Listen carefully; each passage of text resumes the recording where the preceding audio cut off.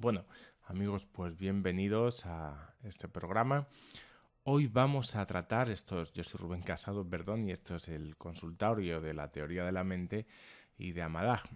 Hoy vamos a trabajar sobre tres síntomas en concreto que no son tan tratados, pero de los cuales, sin embargo, pues nos habéis mandado bastantes preguntas. Así que vamos a tratar de vislumbrarlos, de entenderlos un poco mejor para vuestra tranquilidad. Eh, en concreto, sí que deciros, aparte de la presentación, que todas estas sintomatologías nunca debéis tomarlo como un diagnóstico, ¿vale? El diagnóstico os lo va a hacer vuestro médico de cabecera, también en vuestro caso os lo puede hacer un psicólogo, un psiquiatra, en el caso de que estamos hablando de algún tema relacionado con la ansiedad. Pero bueno, es meramente información y así es como pretendemos que lo toméis. Bueno, lo que hoy vamos a trabajar, lo que hoy vamos a tratar son tres síntomas, como son las parestesias. Hablamos de las parestesias, esta sensación de hormigueo, tanto, sobre todo en extremidades, aunque algunas veces puede ser en el rostro. Los mareos y la visión periférica. Y por último vamos a tratar de hablar de cómo la ansiedad influye dentro del sistema digestivo y bueno, pues causa algunos de los síntomas de los cuales podéis tener miedo. Bien, pues vamos allá con ellos. En primer lugar vamos a hablar de la parestesia. La parestesia, como estamos viendo aquí con este muñequito, consiste en una sensación desagradable, bueno, subjetivamente en principio desagradable de hormigueo, de pinchazos, de una parestesia muy fácil. Se puede dar cuando, imaginaros, estamos dormidos y de repente nos quedamos apoyados sobre el brazo durante mucho tiempo y luego no lo podemos levantar y no lo podemos apenas mover. Bueno, esto es porque el brazo se ha quedado dormido. Bien. Lo que nos ocurre en ese caso no nos suele asustar, pues porque sabemos que se debe a que, bueno, hemos presionado sobre el brazo, eso ha dificultado la circulación de la sangre sobre esa zona y por lo tanto necesita reactivarse, necesita otra vez oxigenarse ese lugar para que vuelva a funcionar. De hecho, al principio es muy difícil que lo podamos mover en ocasiones, ¿bien? Entonces, vamos a entender una cuestión, porque aquí ya sí os asusta toda esta sintomatología porque, bueno, veis que no estáis presionando ninguna zona del cuerpo y decís, bueno, ¿por qué sucede esto, no? La gente ya empieza a tener sus propias teorías sobre si es un ictus, sobre si es algún tipo de enfermedad a nivel nervioso, a nivel del sistema nervioso. Bueno, pues en muchas ocasiones va a tener que ver con el propio patrón respiratorio del que hemos hablado alguna vez, que es la hiperventilación. Ya sabéis, la hiperventilación, cogemos demasiado oxígeno, ese oxígeno se queda embotado, se queda sobre todo pegado a una parte del cuerpo y aparte produce una alcalosis a nivel sanguíneo, es decir, el pH de la sangre cambia, ¿vale? Vamos a ver, tampoco me voy a explayar mucho, pero vamos a entender que hay dos fenómenos principales. Primero, el oxígeno se concentra aquí y no llega a las zonas distales del cuerpo. Y segundo, esa alcalosis tiene un efecto curioso y sorprendente. Es decir, la hemoglobina digamos que es el vehículo o el transportador del oxígeno, en ese momento se va a volver muchísimo más pegajoso. Es decir, no solamente es que el oxígeno tiene dificultad para llegar a determinadas zonas, sino que, bueno, pues cuando llega, la hemoglobina no suelta el oxígeno. Por lo tanto, debido a esos dos fenómenos, las zonas más distales de nuestro cuerpo, como pueden ser las manos, las extremidades, o sea, los pies y la cara, pues tienden a sufrir estos síntomas que indican una pequeña anoxia, ¿vale? La anoxia no es peligrosa en ningún momento. La anoxia solamente tiene que ver con que se tiene que volver a restablecer el equilibrio. Igual que cuando dormimos, se nos duerme un brazo porque nos hemos sentado, porque nos hemos puesto la cabeza encima de él, tampoco es peligroso, sino que necesitamos otra vez reactivarlo, ¿vale? Entonces, os digo, esta sintomatología se da así por este motivo y por esta razón.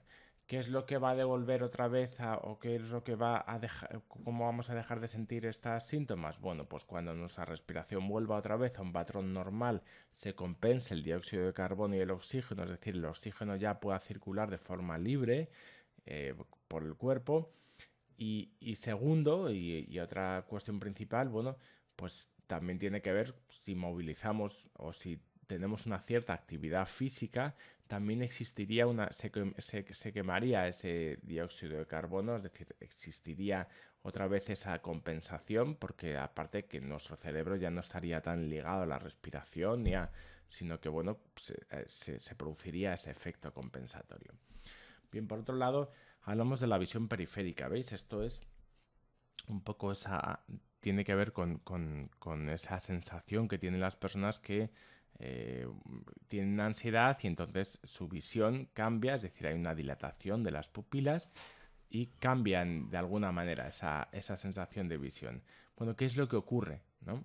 Lo que ocurre en este caso, diríamos, es que, ¿veis? Si por un lado la visión central que se produce se da sobre todo en esta zona de aquí, la visión periférica es como si ampliásemos la capacidad de visión de nuestro ojo. ¿Vale? Esto en un primer momento es algo adaptativo que nos va a servir y esa adaptación tiene que ver sobre todo con que nos permitiría en un entorno hostil pues entender si nos atacan criaturas por los lados o también nos ayudaría a encontrar una salida en el caso de que sintiésemos que necesitamos huir de la situación. Nos daría también esa posibilidad.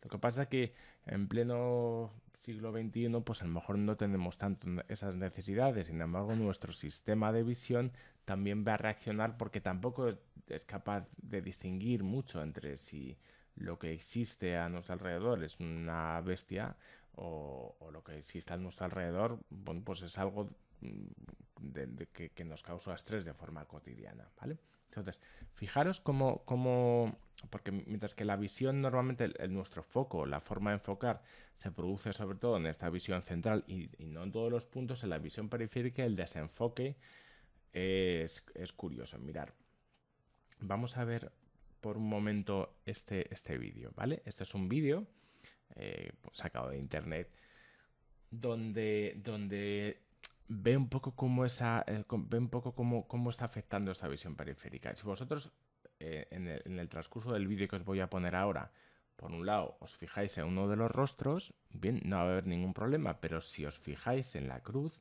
vuestra visión periférica va a ser la encargada de recepcionar estos rostros, es decir, de codificar esos rostros. Vamos a entender cómo en la medida en que voy dejando espacio a la visión periférica, los objetos, las caras de estas personas, ¿veis?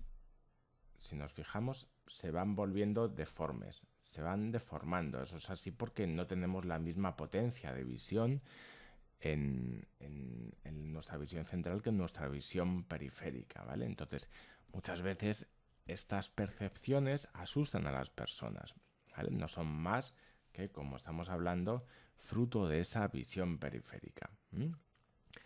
Por último, vamos a ver cómo efectivamente el sistema digestivo se ve afectado por causa de esta sintomatología ansiosa. Bien, entendamos que el sistema nervioso tiene dos gemelos.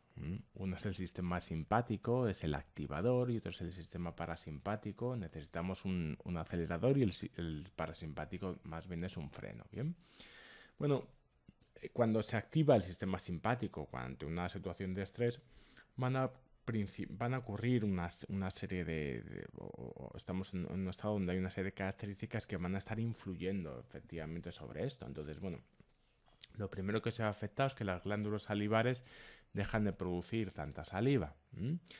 Esto nos va a producir dos efectos importantes. Primero, las personas que tienen dificultades para tragar van a sentir mayor esas dificultades porque tienen menos saliva y porque como continuamente están comprobando para tener que tragar, pues van a tener más dificultades para esto. La saliva aparece o deja de aparecer porque no es tan necesario el funcionamiento del sistema digestivo en el caso de que tengamos un peligro inminente. Digamos que se establece una prioridad de sistemas, tanto el sistema circulatorio como el sistema respiratorio. En ese momento se vuelven los protagonistas y un poco y el resto, como el sistema reproductor, el sistema digestivo, pues dejan de ser tan importantes. Por lo tanto, se desactivan algunas de las funciones. Por otro lado, existen a veces las ganas de miccionar, las ganas de ir al baño también en ocasiones. Y esto se da porque en el caso de que necesitamos una huida, tendríamos que quitarnos ese peso extra, ¿no? que producen las heces o que producen, en este caso, la orina, ¿no?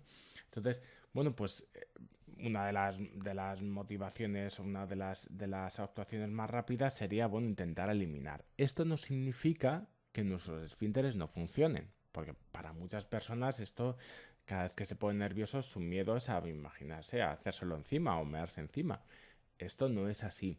Bien, los esfínteres siempre van a funcionar, pero digamos que es una parte refleja de nuestro sistema, ¿de acuerdo? Que no afecta al esfínter para nada, pero sí hay una necesidad en ese momento de evacuar, ¿vale? Pero en el momento en el que hemos entendido que eso no es así, pues siempre va a ganar nuestro control, entre comillas, ¿bien? Por otro lado, el sistema digestivo pues, se paraliza de alguna manera. Entonces, esa paralización del sistema digestivo, bueno, pues produce que normalmente las digestiones sean pesadas, que se produzcan muchos más gases y eso afecta también a a cómo a cómo estamos visualizando nuestro cuerpo en esa situación. Bueno, pues porque existen más pinchazos, más dolores, porque nos cuestan más las cosas y eso también va a afectar a nuestro sentir y a nuestro estado de ánimo.